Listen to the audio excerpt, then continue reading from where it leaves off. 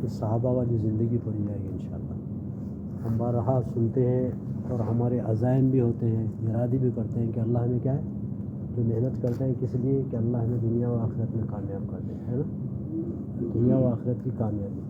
تو فرمایا دنیا و آخرت میں کامیاب جو ہوئے وہ صحابہ کرام ہے نا۔ فرمایا اس کے لیے بڑے فرماتے ہیں جب ہمارے سامنے صحابہ کرام کی زندگی ہوگی تو دنیا میں ہمیں کیا ہوگا، وہ محنت کرنا آسان ہوگا، ورنہ ہم تو ارادے ہیں دنیا و آخرت میں کامیابی، اور سامنے کسی اور کی زندگی ہوگی تو پھر وہ کامیابی کیسے ملے گی؟ جن کو اللہ تعالیٰ نے کامیاب فرمایا ہے، جن سے اللہ نے راضی ہونے کا اعلان فرمایا ہے، جن کے اللہ تعالیٰ نے دنیا میں جنت کی خوشخبری دی کامیاب ہونے والے، تو ہمارے سامنے ان کی زندگی ہوگی، ان کو دیکھ کے چلیں گے تو پھر ہم کامیاب ہوں گے۔ ارادے ہیں ہمارے کامیاب ہونے کے، لیکن ہمارے سامنے مال والے، ملک والے، دولت والے، تجارت والے، ان کی زندگیاں ہوں گے تو پھر کامیابی کیسے ہوگی؟ فکر بھی ہو اور زندگی کا نمونہ بھی ان کا ہو۔ تو اللہ کے نبی صلی اللہ علیہ وسلم نے حضور صلی اللہ علیہ وسلم کیا فرمایا صحابہ کے بارے میں، میرے صحابہ جو ہے ستاروں کے مانند ہیں، تم جس کسی کی بھی اقتداء کرو گے ہدایت پاؤ گے۔ تو ہمارے سامنے اس کے لیے ہمارے بڑے فرماتے ہیں کہ اپنے انفرادی مطالعے میں صحابہ کرام کی حکایت صحابہ پڑھتے رہنا چاہیے، فضائل صدقات ہے، یہ ہے، پڑھتے رہنا چاہیے۔ ہمارے سامنے ان کی زندگی ہوگی تو ہم کو دنیا میں رہتے ہوئے محنت کرنا آسان ہوگا، پھر دین کی محنت کرنا۔ تو انہی واقعات میں سے ایک صحابی کا واقعہ پڑھتے ہیں۔ صحابی ہیں حضرت ابو طلحہ رضی اللہ تعالیٰ عنہ۔ دیکھیے کیا صفات ہے جس کی وجہ سے اللہ نے ان کو کامیابی عطا فرمائی، جنت کی خوشخبری عطا فرمائی۔ ہم پڑھتے ہیں صحابی کا واقعہ۔ حضرت ابو طلحہ رضی اللہ تعالیٰ عنہ کا نماز میں خیال آ جانے سے باغ کا وقف کر دینا ہے۔ حضرت ابو طلحہ رضی اللہ تعالیٰ عنہ کا نماز میں خیال آ جانے سے باغ کا وقف کر دینا۔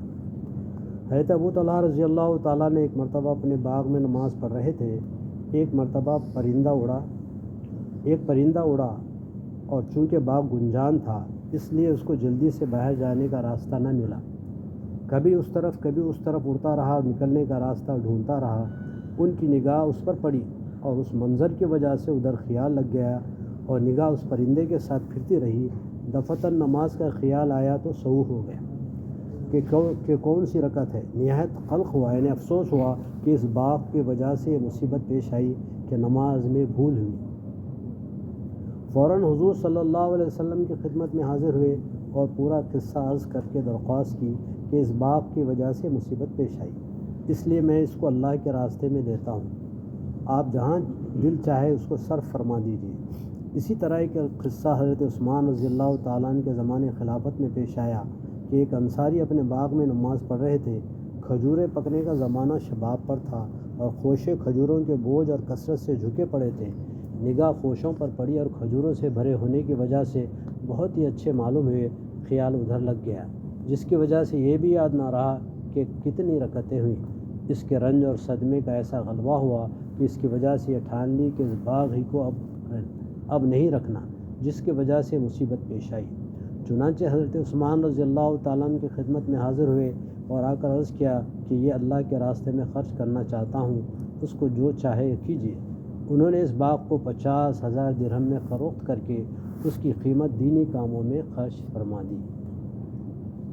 انہوں نے اس باغ کو 50,000 میں فروخت کر کے اس کی قیمت دینی کاموں میں خرچ فرما دی۔ فائدے میں شیخ الحدیث لکھتے ہیں یہ ایمان کی غیرت ہے کہ نماز جیسی اہم چیز میں خیال آ جانے سے 50,000 درہم کا باغ ایک دم صدقہ کر دیا۔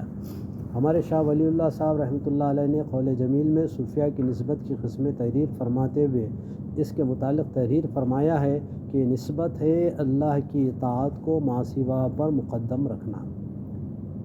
کیا ہے؟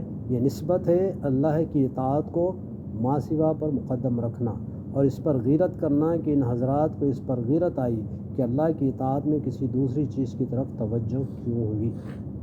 یہ نسبت ہے اللہ کی اطاعت کو ما سوا پر مقدم رکھنا اور اس پر غیرت کرنا کہ ان حضرات کو اس بات پر غیرت آئی کہ اللہ کی اطاعت میں کسی دوسری چیز کی توجہ کیوں ہوئی۔ واقعہ چھوٹا ہے لیکن بہت ہی نصیحت ہے، یہ صفت ہے دیکھیں صحابہ میں، جس کی وجہ سے اللہ تعالیٰ نے ان کے دنیا و آخرت کی کامیابی کا حضور صلی اللہ علیہ وسلم کی زبان سے کیا کرا، اظہار فرمایا، خوشنودی رضا کا پروانہ دیا، جنت کی خوشخبری دی صحابہ کو۔ نماز جیسا عمل جس کو ہم آسان سمجھتے ہیں، نماز کتنا بڑا عمل ہے۔ دیکھیں صرف نماز میں سہو ہو گیا، بھول ہو گئی نماز کے اندر، بھول ہو گئی تو کیا کرنا ہے؟ مسئلہ کیا ہے؟ سجدے سہو کر لو، ہو گیا۔ یہ صحابی کیا کیے؟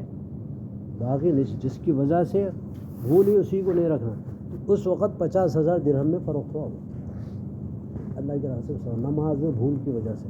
تب اعمال کی قیمت ان کے ہاں کتنی تھی نا، یہ صفت ہے دین کے اعمال کی قیمت کو، اس کی قدر و منزلت کے ساتھ، استحضار کے ساتھ۔ بولتے ہیں نماز کا عمل ہے نا، جو بھی عمل ہے اس کے استحضار کے ساتھ کرنا ہے۔ استحضار کرنا ہے، کیا پڑھوں گا تو کیا ہے، اس سے کیا ملے گا، نہ پڑھنے پہ کیا نقصان ہے، پھر استحضار ہو کس کے لیے ہے، کس کے سامنے ٹھہرنا ہے، کس کے سامنے حاضری ہے۔